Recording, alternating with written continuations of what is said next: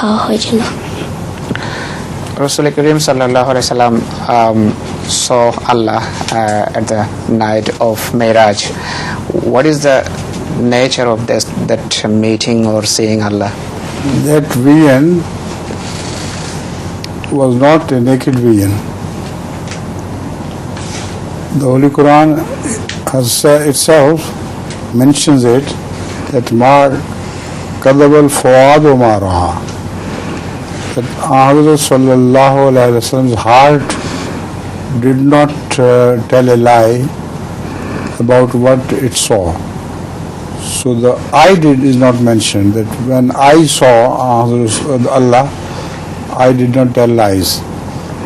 It was the heart who saw. So ru'yat is just that of the heart and was not a physical ru'ya.